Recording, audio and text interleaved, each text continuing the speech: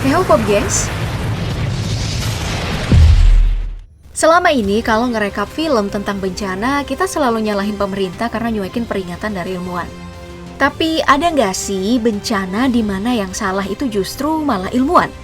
Yap, kali ini aku mau bagiin film yang ceritanya kayak gitu. Dan kerennya lagi, ini adalah dokudrama yang praktis diangkat dari kisah nyata.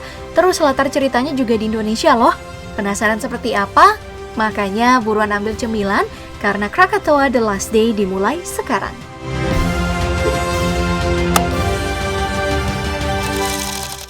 Film ini berlatar di Hindia Belanda pada tahun 1883, tahun ketika Gunung Krakatau meletus. Semua adegan didasarkan pada catatan seorang ilmuwan geologi bernama Roger Diederik Marius Verbeek. Dan sorotannya itu berfokus pada kehidupan beberapa karakter yang tinggal di sekitar area Krakatau beberapa hari sebelum letusan.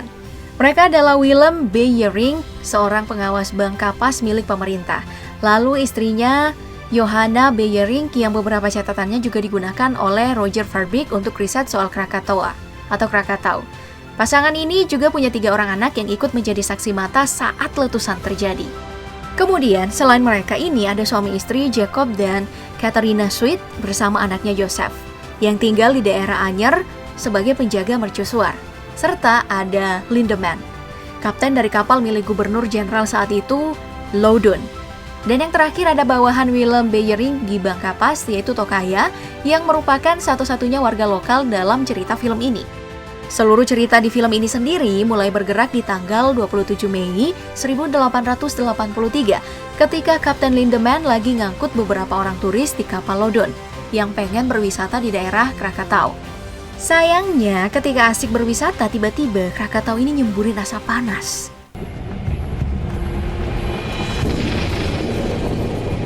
Yang bikin para turis itu harus segera dievakuasi ke kapal. Itu adalah semburan yang lumayan besar. Karena Roger Verbeek yang saat itu sedang dalam perjalanan ke Buitenzorg, atau sekarang kita kenal sebagai daerah Bogor, bisa melihat asap semburannya meski dari jarak puluhan kilometer. Makanya begitu sampai di Wisma nih, Roger ini langsung bangunin asistennya yang lagi tidur sama Gundik buat segera kerja, karena Krakatau ini mulai nunjukin tanda-tanda letusan.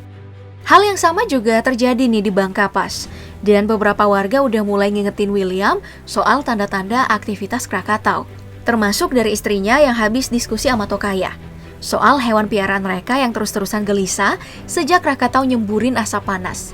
Cuman karena lagi sibuk ngurusin pemberontak, William jadi nggak bisa terlalu ambil pusing soal kabar yang dirasa baru desas-desus. Jadi Joanna istrinya akhirnya konsul soal ini ke Roger waktu ketemu di malam perayaan ulang tahun Ratu Belanda yang bakal dirayain keesokan harinya. Cuman sayangnya penjelasan Joanna itu malah ditanggapi dengan pandangan meremehkan terhadap pengetahuan warga lokal soal pengalaman mereka ngadepin letusan. I hardly think that native superstition qualifies. Maybe it isn't superstition. Ini memang penyakit orang sekolahan sih, sering anggap remeh cerita dongeng di suatu tempat. Yang sebenarnya nih gengs, bisa aja merupakan pelajaran penting dari leluhur buat membaca gejala alam. Dan dalam kasus Krakatau ini, dongeng-dongengnya memang dimaksudkan buat itu. Makanya keesokan harinya, ketika perayaan ulang tahun Ratu Belanda sedang berlangsung, semua tahayul yang awalnya diremehin sama Roger itu, akhirnya satu persatu mulai jadi kenyataan. Hanya beberapa menit setelah pawai dimulai, Krakatau beneran meletus seperti peringatan warga. Yang praktis nih bikin orang-orang di sekitar daerah letusan langsung panik dan berlarian. Untung William cepat ngambil keputusan dengan merintahin semua warga yang tinggal di sekitar bank kapas buat mengungsi ke tempat yang lebih tinggi di daerah perbukitan. Sayangnya keputusan itu ternyata udah lambat. Soalnya nih air mulai surut, pertanda tsunami bakal datang. Dan bener aja, gak lama setelah air di laut surut, ombak setinggi belasan meter muncul dan menyapu daratan di sekitar pantai.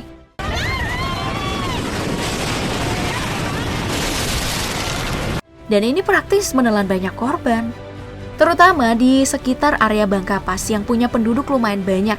Meski begitu, keluarga William selamat di momen ini karena mereka udah pulang lebih dulu ke Wisma buat ngemas barang.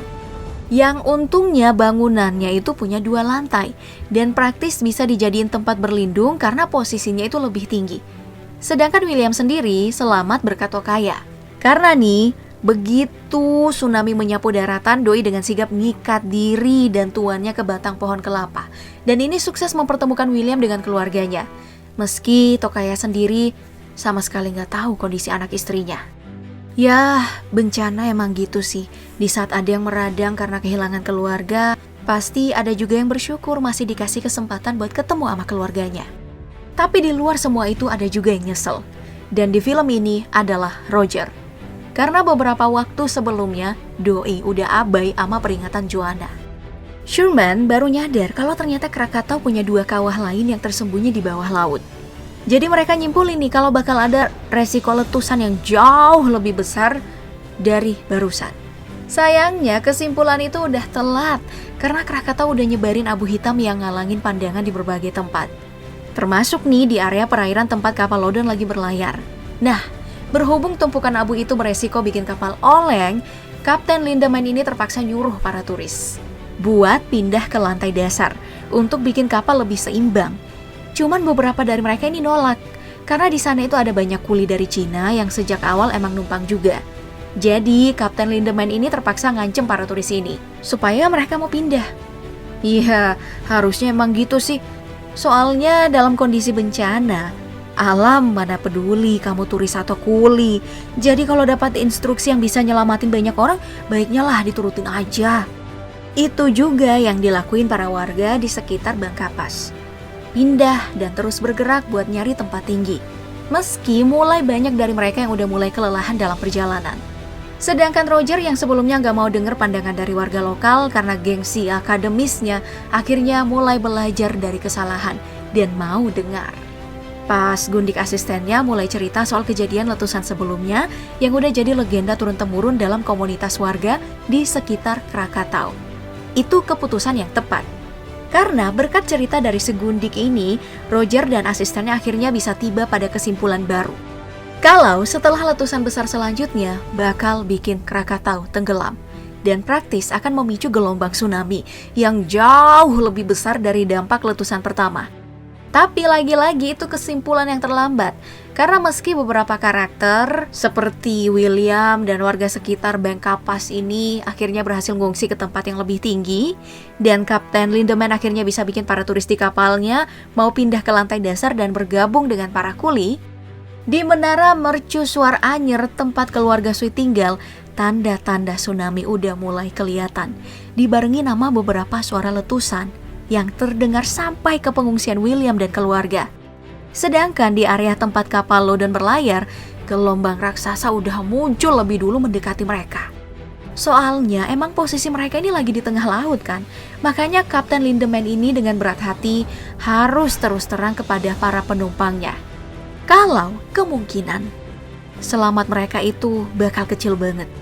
Karena satu-satunya kesempatan mereka supaya nggak kesapu sama ombak setinggi belasan meter itu hanyalah mendaki gelombang, seperti yang dilakuin kapal-kapal dalam film San Andreas. Ya nggak tahu sih, itu bisa disebut sebagai keuntungan apa enggak. Soalnya meski kemungkinan selamatnya tetap kecil, kapal yang berlayar di tengah laut seenggaknya masih punya pilihan. Beda dengan keluarga Sweet yang tinggal di mercusuar dan lokasinya tepat di tepi pantai. Karena saat tsunami datang, cuman Katrina yang selamat. Sebab beberapa menit sebelumnya Doi gak sengaja ngejar anjing piaraan mereka yang berlari ninggalin mercusuar setelah ngerasain bahaya yang mendekat. Sementara suami dan anaknya sepertinya mustahil banget bisa selamat. Karena sewaktu kena tsunami, mercusuar yang mereka tempati roboh diterjang ombak yang mengganas.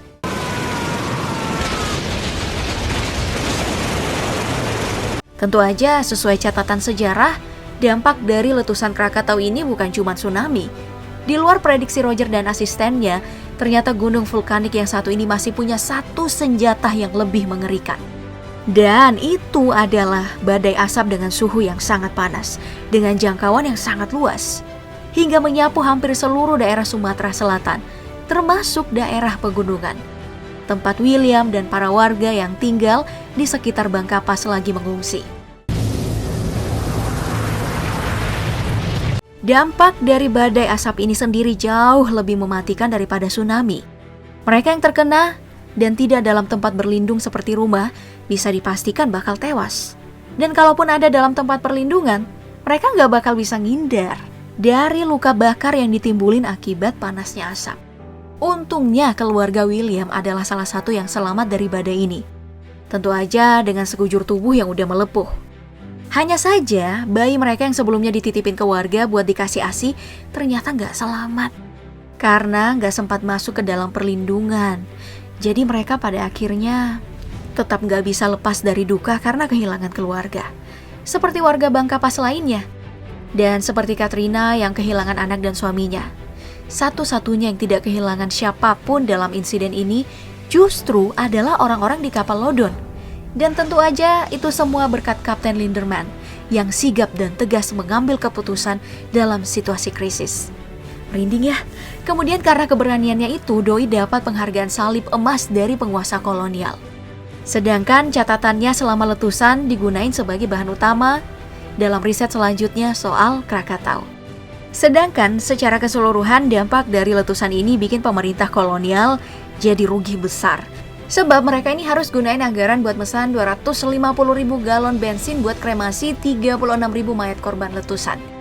Meski begitu, berkat insiden ini, ilmu geologi jadi dapat banyak pelajaran penting soal Krakatau yang udah dibukuin nama Roger Verbeek. Karena sesuai dengan prediksi dalam buku karangannya, setelah letusan Krakatau beneran hilang. Kemudian tumbuh lagi dengan kecepatan 5 meter per tahun. Iya, itu dari bawah laut. Dan sekarang jadi gunung yang kita kenal sebagai anak Krakatau. Yup, film ini berakhir sampai di situ dengan pesan yang sangat jelas. Meski aku cuma mau highlight satu aja. Dan itu adalah pentingnya menghargai cerita-cerita lokal. Sebagai salah satu sumber daya pengetahuan. Terutama tentang sejarah bencana di suatu tempat. Sedangkan untuk kesimpulan, secara garis besar, doku-drama garapan Sam Miller yang diproduksi oleh BBC ini sebenarnya cukup bagus dari segi kualitas pencitraan dan sinematik. Hanya aja cukup disayangkan nih, karena kebanyakan ceritanya itu lebih fokus ke kehidupan orang-orang Belanda yang sebenarnya bukan korban utama dalam bencana ini. Simpelnya gini, dalam akhir cerita film ini kita bisa tahu kalau pasangan William Joanna akhirnya punya anak lagi. Terus dikasih nama yang sama dengan anak yang meninggal pas letusan. Tapi kita sama sekali gak tahu soal nasib Tokaya yang pergi setelah letusan berakhir, maupun nasib keluarganya. Alasannya sih karena gak ada catatan soal Doi, atau emang mereka gak mau tahu. Dan ini ada benernya juga, karena orang biasa dalam pencatatan sejarah seringkali emang gak dapat tempat, kecuali dia ada hubungan dengan penguasa, atau punya peran dalam perang kemerdekaan sebagai tentara.